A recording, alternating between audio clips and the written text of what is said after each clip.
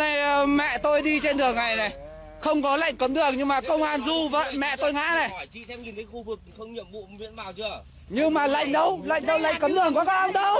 Lệnh cấm đường của các ông đâu? Giải thích với cô rồi, cô còn lao vào cán bộ của anh em cháu. Không hề lao nhá. Ông này ông du mẹ tôi ngã đây. Tôi nói này, tôi không du ai cả. Không cần biết, đi viện nằm thế thôi. Đây này ông du này. Bà đã bảo là bà đi ra. Ông này ông du mẹ tôi ngã xuống đường này. Mẹ tôi vẫn đang nằm đây này. Đây này, tôi hỏi lệnh cấm đường của các ông thì các ông không có. Không xuất trình được lệnh cấm đường nhưng các ông ấy chặn đường mẹ tôi. Mẹ tôi đang đi ăn họ. Đây, đoạn đường nhà Choa đây. Đây này, đoạn đường nhà Choa đây. Công an du mẹ tôi ngã đường. Tôi hỏi lệnh cấm nhưng mà không có lệnh cấm đường. Nhìn cái biển đi này. Tôi không nhìn biển, tôi nhìn lệnh cấm đường. Tôi nhìn lệnh cấm đường. Không có lệnh cấm đường. Đây là đường nhà dân, không có lệnh cấm đường mà các ông ấy chặn đường này. Không có ấy mà cộng đồng mạng chia sẻ cái. Đây này, du mẹ tôi ngã này. Vừa dựng xe mẹ tôi dậy này, tôi không cho dựng thì đuổi tôi ra ngoài dựng xe mẹ tôi dậy này.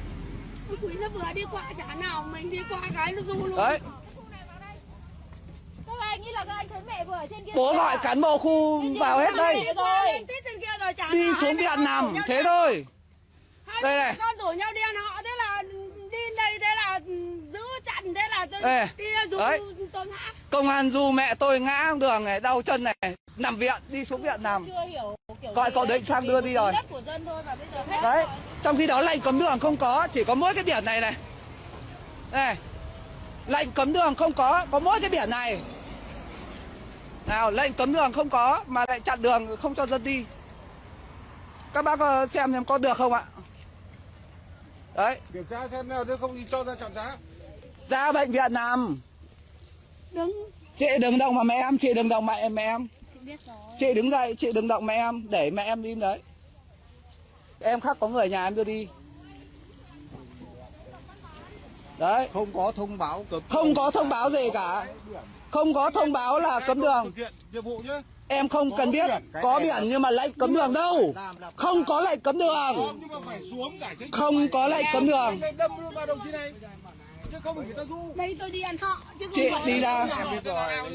Không đừng ai động vào mẹ em cả.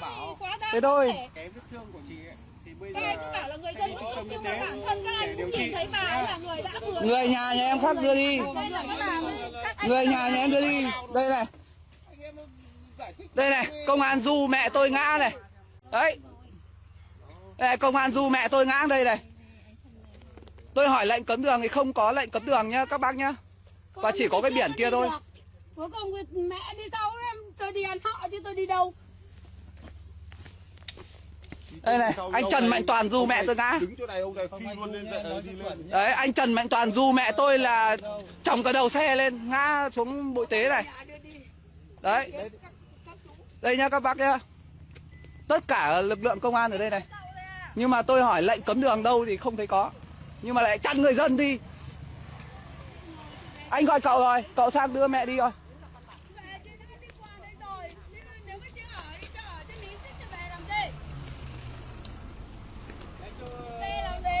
Bố gọi trưởng khu ra lập biên bản là tai nạn ở đây, công an du ngã ở đây.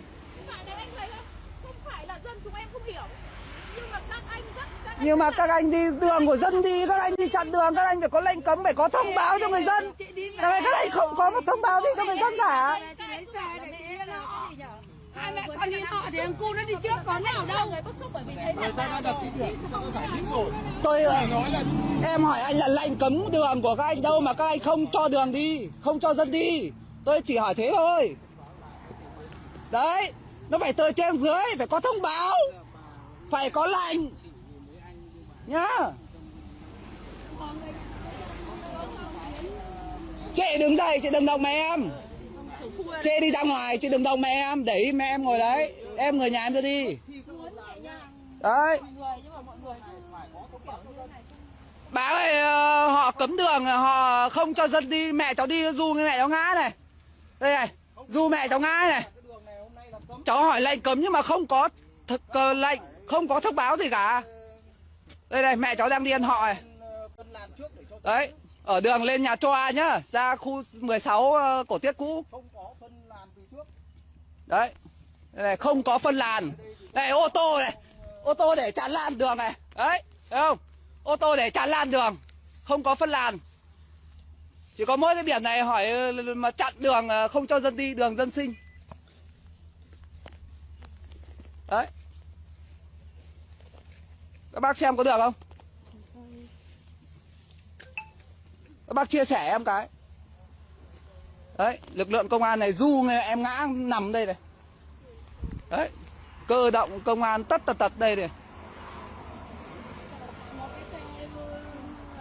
Du mẹ em ngã. Chị đứng dậy đi, chị đừng động mẹ em. Để em người nhà em sang đưa mẹ em đi. Không, người nhà không đưa đi được, đã ấy gì đâu mà đi. Phải lập biên bản đã không mới đi được. Đây này, đấy. Du mẹ em ngã đây. Thì đi ăn nọ rồi, thì không liên quan gì đến nữa cả.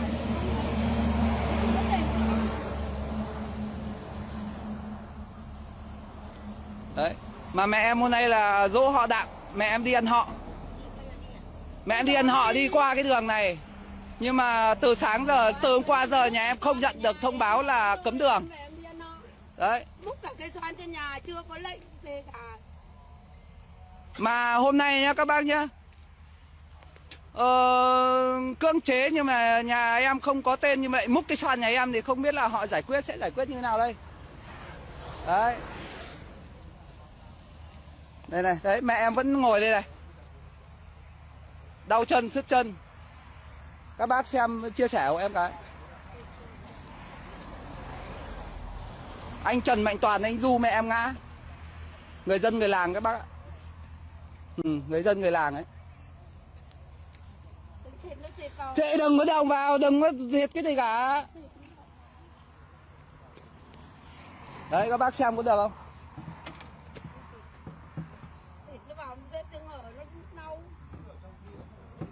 Chị đừng có động vào mẹ em, để ý mẹ em ngồi đấy.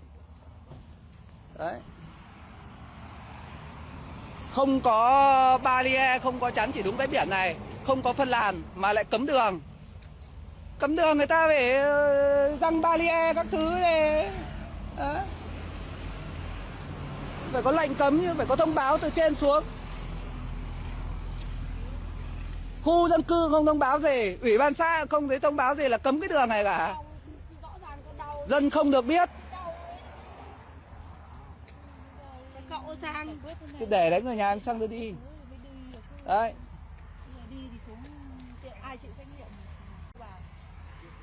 Rồi cái ông gây tai nạn ông chạy rồi bà con ạ.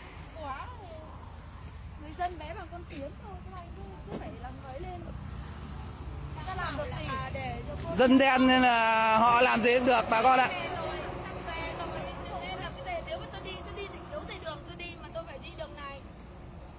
Đường dân sinh đi chặn đường không thông báo gì cho dân, mà không có lệnh cấm.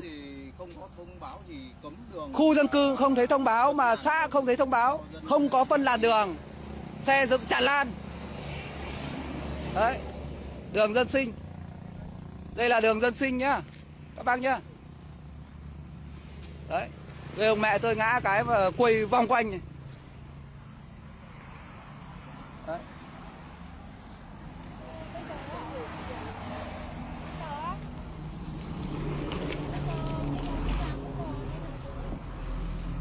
Em gọi anh Thắng ra đây cái.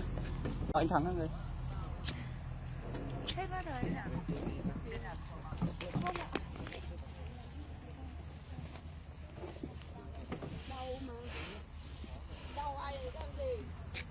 Đấy, mẹ tôi đau ngồi đây này, công an du mẹ tôi ngã đây này, xong dựng xe mẹ tôi lên này, tôi không cho dựng, đuổi tôi ra này.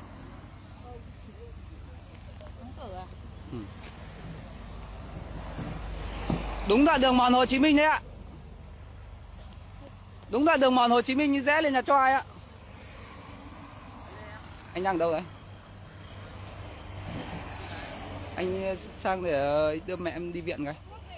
Bọn công an nó du mẹ em, bọn công an nó du mẹ em ngã ấy.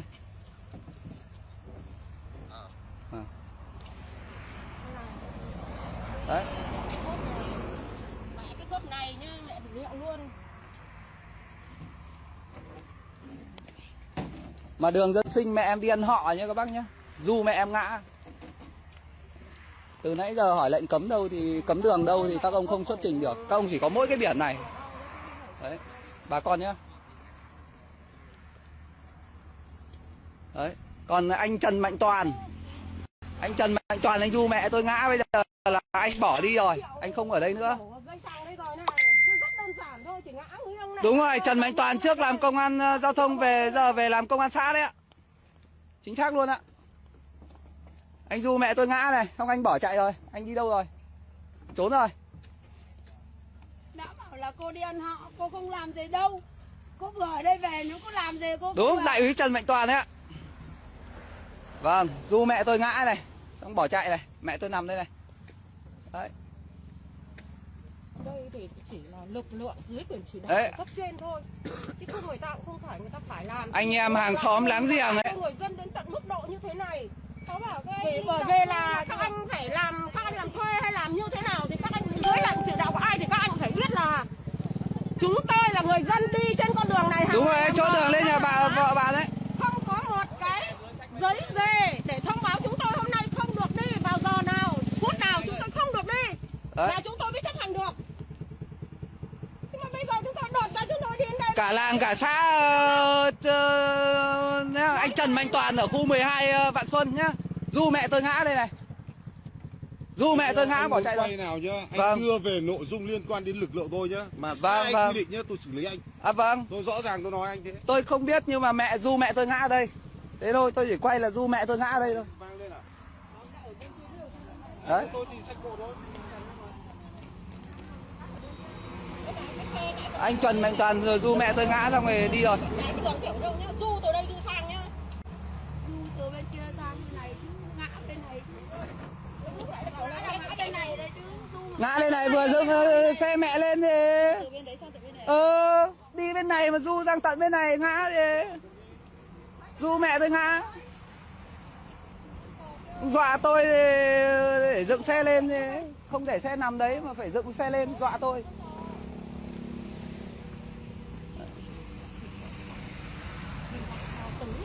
Từ nhận được giấy thông báo cưỡng chế ở đây từ bao giờ?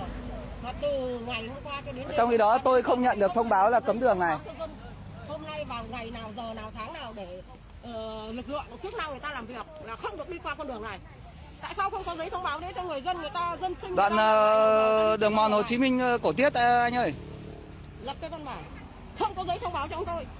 Bây giờ chúng tôi đi lực lượng chức năng người ta gây cái tai nạn thương bên đây. Bây giờ người nhà không nhau đi bệnh viện thì bây giờ người nhà chịu à? Hay là ai chịu?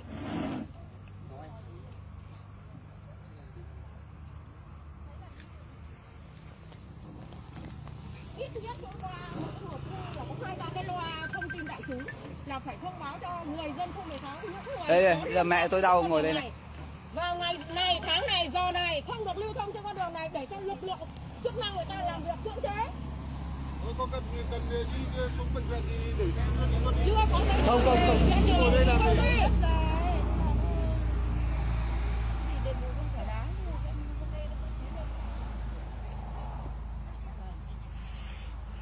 Để cô đi ăn họ, cô không làm gì đâu, cô vừa ở đây cô về nữa cô. Chạy rồi, có ở đây đâu mà nói. Cô không làm người ta đâu. Chạy rồi. Gây ra tai nạn xong chạy rồi. Du mẹ tôi ngã xong rồi phắn rồi. Mà người dân người ta đi mà du người ta nào là phải là một phần. Này tôi đứng lại rồi. Này, túm vào tay lái nên nó mới vê ga lên nhá. Long luôn mà nó đứng lên rồi. Túm vào xe. Đẩy em mới ngã. Đẩy em thì xe nó mới bị liệng, nó mới ngã ra. Mày làm sai luật như thế này. Em đi một mình, thằng cu này nó đi trước thì chán nào. Cấm vào.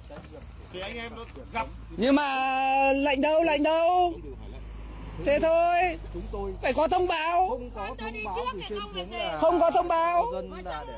Mà đường dân sinh. Ta nói đến luật, đến lý nhá, phải điều tra cho chính xác là người này người ta đang đi đâu. Hôm nay có phải là dỗ họ Nguyễn không? Đấy. Mà dân sinh dỗ họ Đặng. Phải dỗ họ Đặng không? Mà đường dân sinh không có thông báo. Từ hôm qua đến giờ không có thông báo.